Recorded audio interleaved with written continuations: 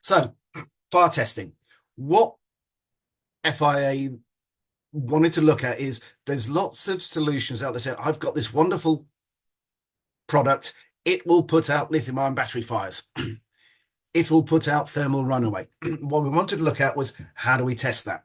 And basically what we did is we simulated it's maybe slightly larger domestic BESS using basically lithium leaf battery cells, 5 cells marked up, and we've put 2 cells in the module at the bottom into thermal runaway by overcharging. What we found was quite interesting. Just about all the agents put the fire that was caused by those NMC cells going into runaway. They all had some cooling effect on the modules, and they all had some impact on the delay of thermal propagation, which is that event moving from cell to cell to cell. So an integral component of the construction phase is change control. When you go through Gateway 2 and you provide us with all these documents I've talked about, these plans, your procedures, everything like that, when they get approved at Gateway 2, they go from being the accompanying documents to the agreed documents. These are the documents, the plans, the drawings, which have been approved with the regulator and from the applicant, and that is what you are allowed to legally do.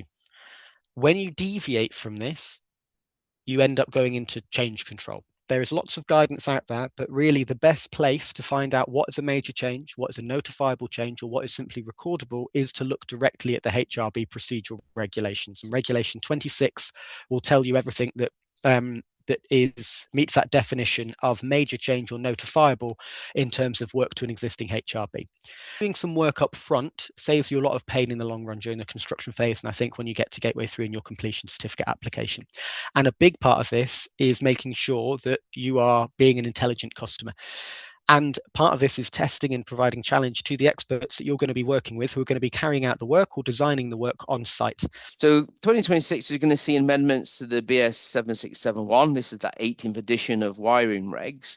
So this amendment 4 does actually reflect the move from guidance to enforceable life safety expectations across the UK. So in England and Wales, it supports the Building Regulations and Building Safety Act, while in Scotland, it is applied through the Building Standards and Fire legislation. Whilst this law was passed in April of 2025, Martin's Law, the Terrorism Protection of Premises Act of 2025, this introduces that statutory protection duty for all publicly accessible premises and events to reduce terrorist risk and improve preparedness. The enforcement does begin in April 2027, but it's really the fact that in 2026, it's going to be critical for preparation.